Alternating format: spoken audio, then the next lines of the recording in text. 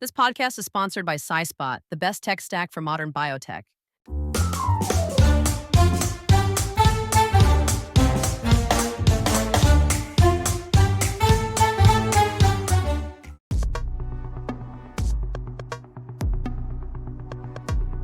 So yeah, speaking of ideas, so you had some clarity on using Synbio techniques to, let's say, make cannabinoid products. Now, how do you take this idea to reality? You talked about a few components you needed to get there from A to B: access to lab space, access to equipment, access to talent, a co-founder in this case. So what you had to do to really take it from A to B? I want to say like an interesting amount of luck and some timing too. Right. We looked at the cannabinoid space in particular because like 2014 through 2018 were like a really interesting time for like Canadian cannabis industry, because it was when the medical cannabis program was created and legalization all happened. So it was a really interesting time to be thinking about what can we do in healthcare and to improve human life using those particular chemical compounds. And like for me, it's like very much a biochemistry story, as like I'm not like that excited about the cannabis industry. Like it's a cool thing, but the cannabinoid system and the way it interacts with your body there's a lot of like so much potential there to address a lot of different kind of health concerns.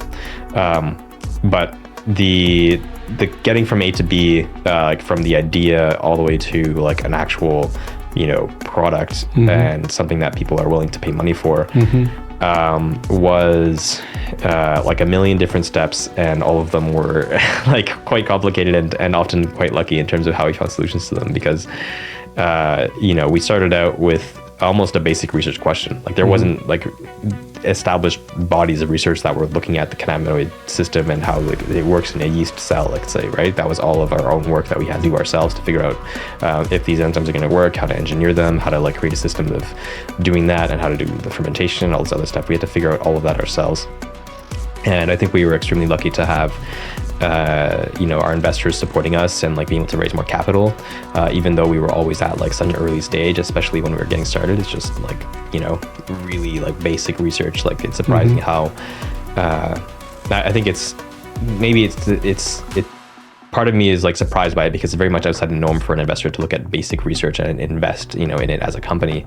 But at the same time, like we've proven the success of that opportunity, where it's like you are going after something new that isn't really established, and there is some level of research risk involved. But at the same time, like, our investors benefit from being willing to take that risk at such an early stage for a company and for a research topic in general.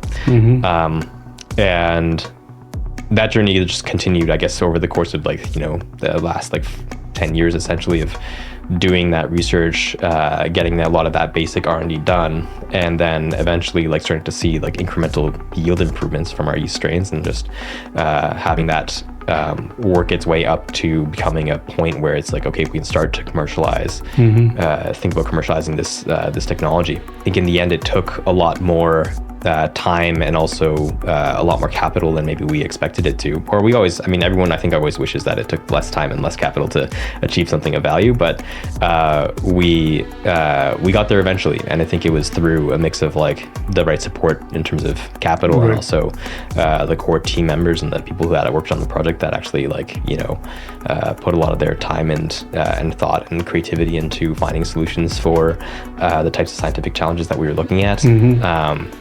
And now we can start to gradually make our way towards like, less R&D and more thinking about commercial type work, and love it. Continuing that journey, I guess.